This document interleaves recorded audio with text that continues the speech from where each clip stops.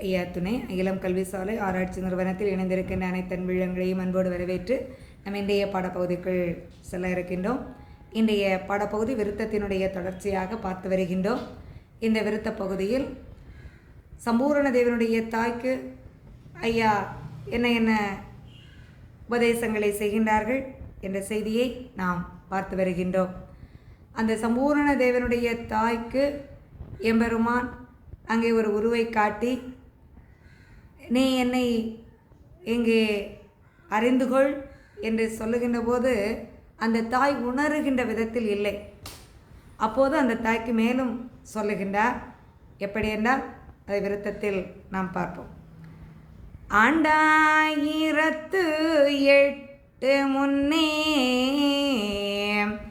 அன்னை எனவே நீ இருந்தாய், குண்டாம் 8ஆம் மாசிலே குணமாய் நாராயணர் மகவாய்,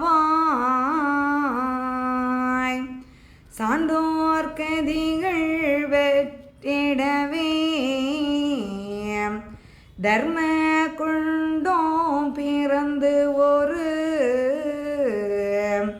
குன்றா கொடைக்குள் அரசாழ கொண்டே பெற்றேன் கண்டிரு நீ. வைகுண்டர் பல நிலைகளில் அந்த சம்பூரண தேவனுடைய தாய்க்கு அங்கே உணர்ந்து கொள்ளும்படி செய்கின்றார். ஆனால் அந்த தாய் உணர்வதாக இல்லை. உடனே எம்பெருமான் அங்கே சொல்லுகின்றார், அதாவது கடலில் சென்று சங்கமமான அந்த ஆன்மாக்கை நாம் தனியாக எப்படி பிரித்து பார்க்க முடியாதோ அதுபோலவே இப்போது பூமியில் ஓடிக்கொண்டிருக்கக்கூடிய ஆறு பூமியில் இருக்குகின்ற வரையிலும் தான் அதற்கு என்று ஒரு தனிப்பெயர். ஆனால் கடலில் சங்கமமான பிறகு அதற்கென்று தனிப்பெயர் வைத்து பார்க்க முடியாது. அதை தனியாக பிரித்து அறிய இயலாது. எப்போது ஒரு சமுத்திரத்துள் ஒரு கடல் ஒரு ஆற்று நீர் சங்கமம் ஆகிவிட்டதோ அதன் பிறகு அதற்கென்று தனிப்பெயர் கிடையாது. அது சமுத்திரத்தினுடைய நீர்தான், கடல் நீர் மட்டும்தான். அதனுடைய தன்மை அந்த கடல் நீர் இருக்கக்கூடிய உப்பினுடைய கரிப்புத்தன்மையோடு தான் இருக்கும். ஆற்றில் இருக்கின்ற போது, ஆற்று நீராக இருக்கின்ற போது அது அந்த உப்பினுடைய தன்மை இல்லாமல் இருந்திருக்கலாம், அது இருக்கும். ஆனால் எப்போது கடலில் சங்கமமாகி விட்டதோ அதன் பிறகு அந்த நல்ல சுவையோடு இருந்த நீரும் அந்த உப்புத்தன்மையை பெற்று விடுகின்றது. அதற்கு பிறகு இது இந்த நீர் என்று நாம் எப்படி பிரித்து பார்க்க முடியாதோ அதுபோல நல்ல ஆன்மாக்கள் இறைவனோடு ஐக்கியமாகிய பிறகு பிரித்து பார்க்க முடியாது. இதை ஏற்றுக்கொள் என்று அங்கே சொல்லுகின்றார். 2008 முன்னே அன்னை எனவே நீ இருந்தாய். இப்போது ஒரு ஆன்மா இறைவனோட ஐக்கியம் ஆகிடுச்சு. அந்த ஆன்மா ஐக்கியம் ஆகிறதுக்கு முன்னாடி இருக்கக்கூடிய செய்தியை சொல்கிறாங்க. இப்போ சம்பூரண தேவன் இறைவனோட ஐக்கியமாகியாச்சு. அதுக்கப்புறம் அந்த சம்பூரண தேவனுடைய ஆன்மா தனி என்றோ இறைவன் பரபிரம்மத்தினுடைய தன்மை தனி என்று நம்ம பிரித்து பார்க்க முடியாது. பரபிரம்மத்தோடு ஐக்கியமாயிட்டது.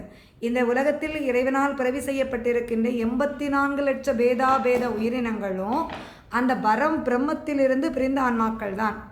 அது மரமாக இருக்கலாம், செடியாக இருக்கலாம், கொடியாக இருக்கலாம், புழு பூச்சிகளாக இருக்கலாம். அதனுடைய தன்மையை பொறுத்து, அதனுடைய கர்ம வினையை பொறுத்து அதற்கு பிறவி அமைகின்றது. மனித பிறவி என்பது உயர்ந்த நிலை. அந்த மனித பிறவியினுடைய நோக்கம் இறைவனை அடைய வேண்டும் என்பது தான் நோக்கம். அந்த நோக்கம் மட்டுமாக இருந்து அதை உணர்ந்து கொண்டு இறைவனை அடைய வேண்டும் என்று அந்த நெறியில் வாழுகின்ற அந்த ஆன்மாக்கள் மீண்டும் பிறப்பில்லாமல் கர்ம வினைகளெல்லாம் அகற்றப்பட்டு விட்டு அந்த இறைவனோடு என்ன செய்து விடும்? ஐக்கியமாகிவிடும். அவ்வாறு ஐக்கியமாகிய அந்த ஆன்மாவை நாம் தனியாக இந்த பூ உலகத்தில் இருந்த பெயரோடு சொல்லி பார்ப்பது என்பது இயலாத காரியம். எப்படி ஆற்று நீரை கடல் நீரிலிருந்து பிரித்து தனி ஒரு பெயர் சொல்ல முடியாதோ அதுபோல பூ உலகில் வாழ்ந்து கொண்டிருக்கின்ற இந்த ஆன்மாக்கள் அந்த இந்த பரபிரமத்தோடு ஐக்கியமாகிய பிற்பாடு பிரித்து பார்ப்பது என்பது இயலாது. இந்த செய்தியை அந்த தாய்க்கு சொல்லுகின்றார். அதாவது 2008 முன்பாக நீ எனக்கு அன்னையாக இருந்தாய். ஆனால் இப்போது நான் யாராக வந்திருக்கின்றேன்? கூண்டாம் 8ஆம் மாசியிலே 1008ஆம் ஆண்டு மாசி மாதம் 20ஆம் தேதி இப்போது நான் நாராயணருடைய பிள்ளையாக வந்திருக்கின்றேன். மும்மூர்த்தியும் ஒரு மூர்த்தியாக கலி எழிப்பதற்காக சான்றோர் மக்களுக்கு நல்லருள் பாலிப்பதற்காக நான் இங்கே வந்திருக்கின்றேன். ஆகவே தர்மகுண்டம் பிறந்தவர். இப்போது இந்த தர்ம யுகத்தை தோற்றுவித்து இந்த தர்ம யுகத்திலிருந்து மக்களை ஒரு குடைக்குள் ஆட்சி செய்வதற்காக என்னுடைய அவதாரம் இங்கே நிகழ்த்தப்பட்டிருக்கின்றது. ஆகவே இதை நீ அறிந்துகொள், உணர்ந்துகொள் என்பதை அங்கே சொல்லுகின்றார். குண்டா குடைக்குள் அரசால கொண்டே பெற்றேன் கண்டறினேன். இப்போ இந்த கலி என்ற தன்மையை அழித்து நல்ல சான்றோர் மக்களுக்கு நற்பெயர் அருள்வதற்காக அவதாரம் எடுத்திருக்கின்ற நான் இங்கே அவதாரம் எடுத்து நான் இப்போது இங்கே வந்திருக்கின்றேன். அந்த அவதார நாயகன்தான் உன்னுடைய கண்முன்னே நின்று பேசி கொண்டிருக்கின்றேன். அதனுடைய உண்மை தன்மையை உணர்ந்துகொள். நீ எப்போதும் உன்னுடைய மகனுடைய நினைவிலே இருந்து எல்லோரையும் மகனாக பார்க்காதே. நான் வந்திருப்பது வேறு பரம்பொருளாக்கும். இப்போது வைகுண்டமாக நான் வந்திருக்கின்றேன். இதை கலியை அழிப்பதற்காக வந்திருக்கின்றேன். இந்த உண்மையை உணர்ந்துகொள். ஏன்னா அந்த தாய் தன்னுடைய மகனின் மீது வைத்திருந்த அந்த பற்றின் காரணமாக அந்த மகனுடைய நினைவை விட்டு நீங்க இயலாமல் அங்கே அந்த நினைவுக்குள் அங்கே அகப்பட்டு கொண்டிருக்கின்றார். அவளுடைய அந்த நினைவை மாற்றுவதற்காக எம்பெருமான் இந்த செய்திகளை எல்லாம் சொல்லுகின்றார். இப்படியாக அங்கே சொல்லிவிட்டு அடுத்ததாக எம்பெருமான் அவதார நிகழ்வுகளை தேவர்களிடம் சொல்லி எல்லோரும் தெரியும்படியாக கைலையில் எழுதி வைக்க சொல்லுகின்றார்.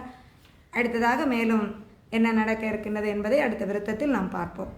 ஐயா.